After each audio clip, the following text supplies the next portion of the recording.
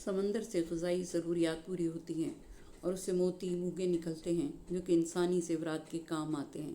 سمندر بین الاقوامی تجارت کا ذریعہ ہے اور لاکھوں من اشیاء کو اس کے ذریعے سے دنیا کے مختلف گوشوں میں پہنچایا جاتا ہے۔ اس سے انسانوں کو بے پناہ فوائد حاصل ہوتے ہیں۔ سمندر کی تسخیر کے بعد اللہ نے آسمانوں اور زمین کی تسخیر کا تذکرہ کیا ہے۔ انسان کو اللہ نے اس قدر اہمیت دی کہ تمام مخلوقات کو اس کے تابع بنا دیا۔ کائنات کی تمام چیزوں کو اس نے تمہاری خدمت میں وقف کر رکھا ہے تاکہ تم اس کی نعمتوں سے فائدہ اٹھاؤ اور غفلت کا شکار نہ ہو جاؤ۔ یہ سب چیزیں اس لیے کہ تم غور و فکر کرو اور اس کی نعمتوں کا شکر ادا کرو۔ اگلی آیت میں ارشاد رب العزت ہو رہا ہے کہ آپ پہلے ایمان سے کہہ دیں کہ وہ خدائی ایام کی توقع نہ رکھنے والوں سے درگزر کریں تاکہ اللہ ایک گروہ کو خود ان کی کمائی کا بدلہ دے۔ اس آیت میں اللہ تعالیٰ نے اپنے نبی کو حکم دیا ہے کہ وہ اہل ایمان کو حکم دیں کہ وہ کافروں سے درگزر کریں اور وہ تکبر کرنے والوں اور منکروں کے ساتھ الجھنے سے پرہیز کریں، کیونکہ مومن خواہ مخواہ الجھنا پسند نہیں کرتا۔ مومن کی شان یہ ہے کہ جب جاہل اس سے بحث کرنے لگیں تو سلام کہہ کر دور چلا جائے۔ ایام اللہ سے مراد موت کا دن، برزخ کے ایام اور قیامت کا دن ہے۔ یہ وہ ایام ہیں جنہیں خدا نے اپنے ایام کہا ہے۔ امام جعفر صادق علیہ السلام نے فرمایا کہ جن لوگوں کو حق نے ہماری معرفت عطا کی ہے انہیں چاہیے کہ وہ اس معرفت کو دوسروں تک پہنچائیں، اور اگر انہوں نے معرفت کو دوسروں تک منتقل کیا تو گویا انہوں نے درگزر اور معافی کا ثبوت دیا۔ اور پھر ارشاد رب العزت ہو رہا ہے جو نیکی کرتا ہے اپنے لیے کرتا ہے، جو برائی کرتا ہے اس کا وبال بھی اسی پر ہوگا، پھر تم اپنے رب کی طرف لوٹائے جاؤ گے۔ آیت نمبر 15۔ اس سے مومنین مراد ہیں، جو وہ نیک کام کریں گے اس کا انہی کو فائدہ ہوگا، اور جو برائی کرتا ہے اس سے منافقین مراد ہیں اور مشرکین مراد ہیں۔ وہ جو برے کام کریں گے ان کا وبال و عذاب خود ان پر ہوگا، پھر تم نے اسی کی طرف پلٹ کر جانا ہے۔ پھر ہم نے آپ کو اپنے حکم سے واضح اور روشن راستے پر چلایا ہے، بس آپ اس کی اتباع کریں، اور خبردار ان جاہلوں کی خواہشات کی اتباع نہ کرنا۔ اس میں خطاب اگرچہ رسول اکرم صلی اللہ علیہ وآلہ وسلم سے ہے، لیکن مراد امت ہے کہ تم لوگ فقط شریعت کی اتباع کرو اور اپنی خواہشات کی اتباع مت کرو۔ بے شک ہم نے بنی اسرائیل کو کتاب، حکم اور نبوت عطا کی، اور ہم نے انہیں پاکیزہ رزق دیا، اور ہم نے انہیں تمام جہانوں پر فضیلت دی۔ پروردگار دو عالم نے بنی اسرائیل کو کتاب دی، یہاں تک کہ کتاب سے مراد تورات ہے، کیونکہ تورات شریعت موسیٰ علیہ السلام پر مشتمل ہے، جبکہ انجیل میں علیحدہ شریعت موجود نہیں ہے۔ انجیل کی شریعت تورات کی شریعت ہے، اور حضرت داؤد علیہ السلام کی کتاب زبور دعاؤں اور اذکار پر مشتمل ہے، اور اس میں پروردگار دو عالم نے وہ دعائیں پیش کیں جو حضرت داؤد علیہ السلام کی زبانی قوم بنی اسرائیل تک پہنچیں، اور ہم نے انہیں جہانوں میں فضیلت دی۔ یعنی اللہ تعالیٰ نے اس قوم میں جتنے انبیاء بھیجے ہیں وہ کسی دوسری قوم میں نہیں بھیجے۔ انبیاء بنی اسرائیل کے ہاتھوں جتنے معجزات ظاہر ہوئے وہ کسی اور قوم کے انبیاء سے ظاہر نہیں ہوئے۔ حضرت موسیٰ علیہ السلام کی قوم پر خدا نے بے انتہا نوازشیں کی۔ جب وہ وطن سے نکلے تو راستے میں جو بچے پیدا ہوتے تھے وہ لباس کے ساتھ پیدا ہوتے تھے، وہ جیسے جیسے بڑے ہوتے جاتے تھے ان کا لباس بھی ان کے ساتھ ساتھ بڑا ہوتا جاتا تھا۔ جب بنی اسرائیل دریا سے باہر آئے اور ایک صحرا میں مقیم ہوئے تو جناب موسیٰ علیہ السلام سے کہنے لگے کہ ہم لوگوں کو تم نے ہلاک کیا، آبادی سے ایک جنگل میں پہنچا دیا جہاں نہ سایہ ہے، نہ درخت ہے، نہ پانی ہے۔ تو حق تعالیٰ نے ان پر ایک ابر بھیجا جو دن میں ان پر سایہ کرتا تھا، رات کو ان پر نازل ہوتا تھا، جو گھاس، پتھر اور درخت پر بیٹھتا تھا تاکہ ان کی غذا ہو، اور اس کے بعد بھنے ہوئے مرغ ان کے دسترخوان پر گراتا تھا جسے وہ لوگ کھاتے تھے۔ جب وہ لوگ سیر ہو جاتے تھے تو وہ تمام مرغ خدا کے حکم سے زندہ ہو کر اڑ جاتے تھے۔ جناب موسیٰ علیہ السلام کے پاس ایک پتھر تھا جسے وہ اپنے لشکر کے درمیان رکھ دیتے تھے اور ان کا عصا اس پر مارتے تھے، اس میں سے ہر سبت کی جانب ایک چشمہ جاری ہو جاتا تھا، اور جب ان کو دوسری جگہ لے جانا ہوتا تھا تو پانی واپس ہو کر اسی پتھر میں داخل ہو جاتا تھا، اور اسی پتھر کو ایک چوپائے پر بار کر لیا جاتا تھا، اور جہاں جاتے تھے اس پتھر کو اپنے ساتھ لے جاتے تھے۔ اور پھر ارشاد رب العزت ہے اور انہیں اپنے امر کی کھلی ہوئی نشانیاں عطا کی ہیں۔ پھر ان لوگوں نے علم کے آنے کے بعد آپس میں ضد میں اختلاف کیا، تو تو یقیناً تمہارا پروردگار روز قیامت ان کے درمیان ان تمام باتوں کا فیصلہ کر دے گا جن میں یہ اختلاف کرتے ہیں۔ مقصد یہ ہے کہ ہم نے بنی اسرائیل کو ایسی کھلی نشانیاں عطا کی تھیں جن سے ہر طرح کے شکوک و شبہات دور ہوتے تھے اور حق کا حسین چہرہ دکھائی دے سکتا تھا۔ ان واضح نشانیوں میں حضرت موسیٰ علیہ السلام کے معجزات بھی شامل تھے۔ کھلی نشانیوں میں حضور اکرم صلی اللہ علیہ وآلہ وسلم کی آمد کی پیشن گوئیاں مراد ہیں، یعنی اللہ تعالیٰ نے انہیں پہلے سے بتا دیا تھا کہ حضور اکرم مکہ میں پیدا ہوں گے اور مدینہ کی طرف ہجرت کریں گے، اور اللہ تعالیٰ آپ کو پورے جزیرۃ العرب پر کامیابی دے گا۔ اور پھر ارشاد ہوا کہ پھر ہم نے آپ کو اپنے حکم کے واضح راستے پر لگا دیا، لہٰذا آپ اسی کا اتباع کریں اور خبردار جاہلوں کی خواہشوں کا اتباع نہ کریں جو کچھ نہیں جانتے۔ خطاب حضور اکرم صلی اللہ علیہ وآلہ وسلم سے ہے، لیکن اس میں امت بھی شامل ہے۔ شریعت گھاٹ تک پہنچانے والے راستے کو کہا جاتا ہے، اور امر سے مراد امر دین ہے۔ مفہوم آیت یہ ہے کہ ہم نے بنی اسرائیل کو جو کچھ عطا کرنا تھا عطا کیا، اس کے بعد ہم نے آپ کے لیے دین الہی کے احکام کا ایک مخصوص طریقہ مقرر کیا ہے۔ اس طریقے کا نام ہے شریعت اسلامیہ۔ یہ لوگ خدا کے مقابلے میں ذرہ برابر کام آنے والے نہیں ہیں، اور ظالمین آپس میں ایک دوسرے کے دوست ہیں، تو اللہ صاحبان تقوی کا سرپرست اور ان کا مددگار ہے۔ یہ لوگوں کے لیے روشنی کا مجموعہ اور یقین کرنے والی قوم کے لیے ہدایت اور رحمت ہے۔ آیت نمبر 19 اور آیت نمبر 20۔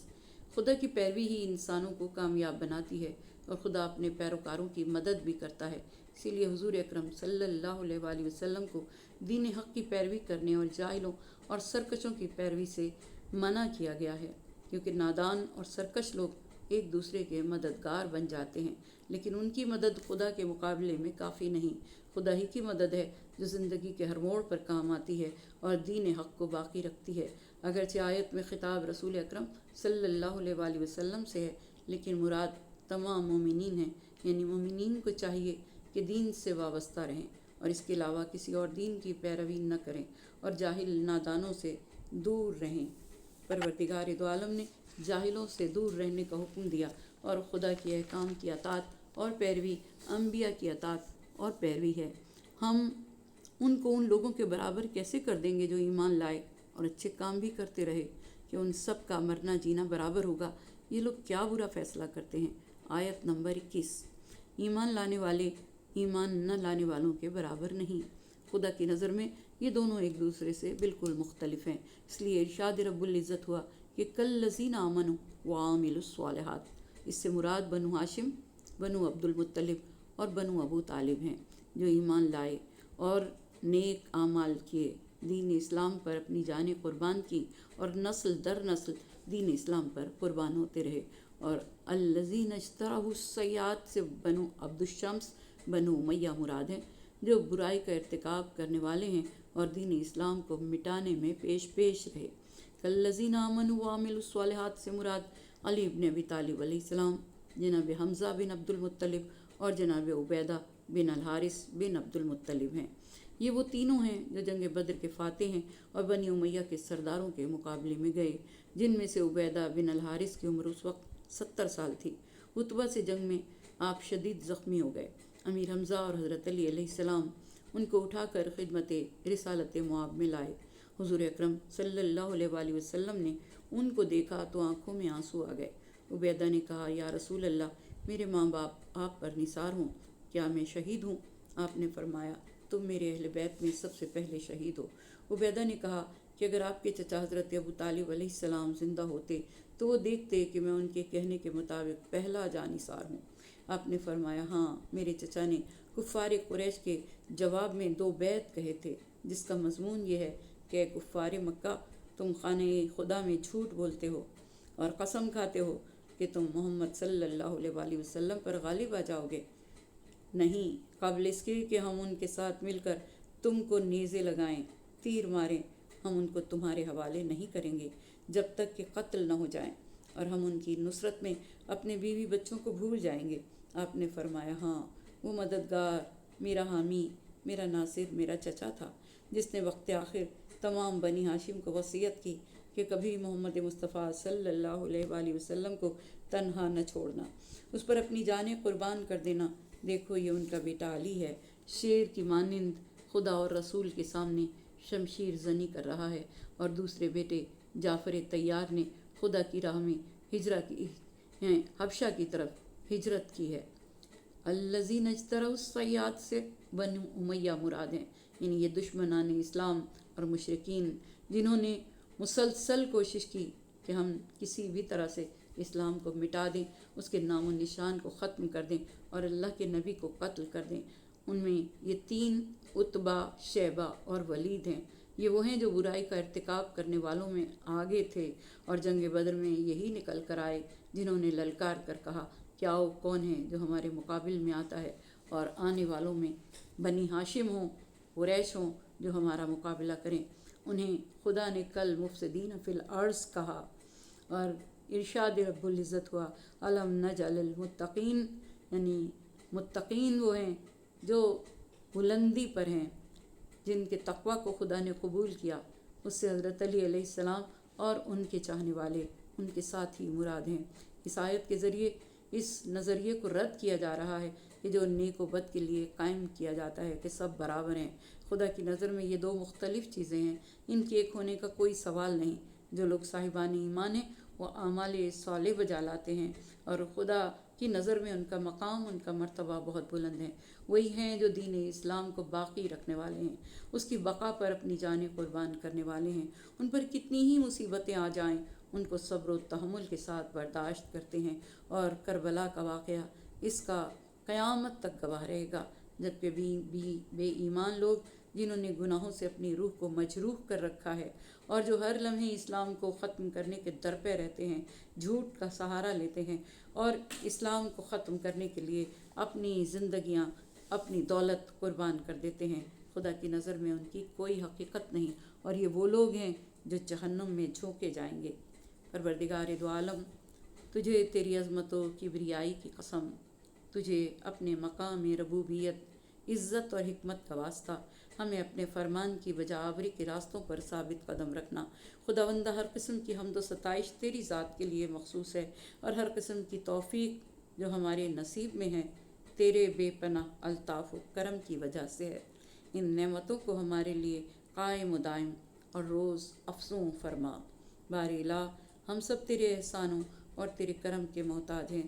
تو ہمیں اپنے لشکر میں شامل فرما، اور ہمیں اپنے شکر گزار بندوں میں شامل فرما۔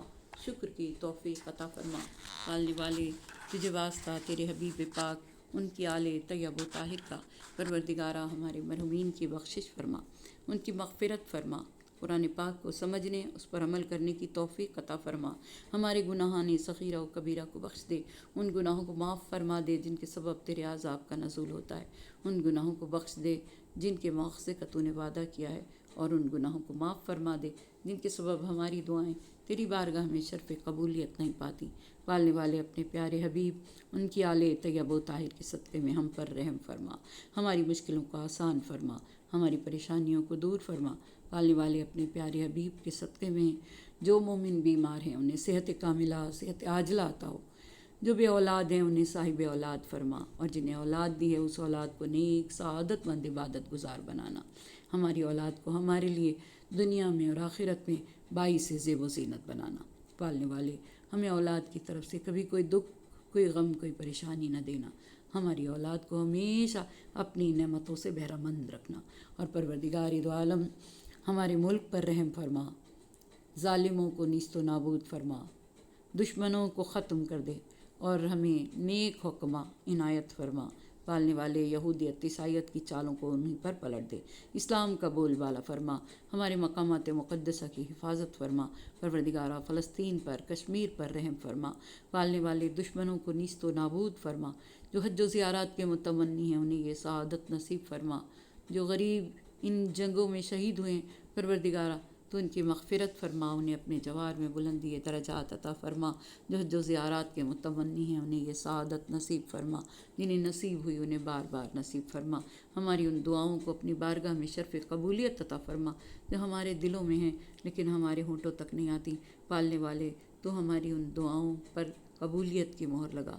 پروردگارا اپنے پیارے حبیب، ان کی آل طیب و طاہر کے صدقے میں پالنے والے ہم تمام مومنوں کو ایک دوسرے کا بھائی بنا دے، ایک دوسرے کا مددگار غمگسار بنا دے، اور پالنے والے روز حشر ہمیں شفاعت معصومین نصیب ہو، شہزادی اپنے حسین کے زداروں میں ہمیں شمار فرمائیں، اور پالنے والے ہمارے امام کے ظہور میں تعجیل فرما، ہمارے امام کے ظہور میں تعجیل فرما، ہمارے امام کے ظہور میں تعجیل فرما۔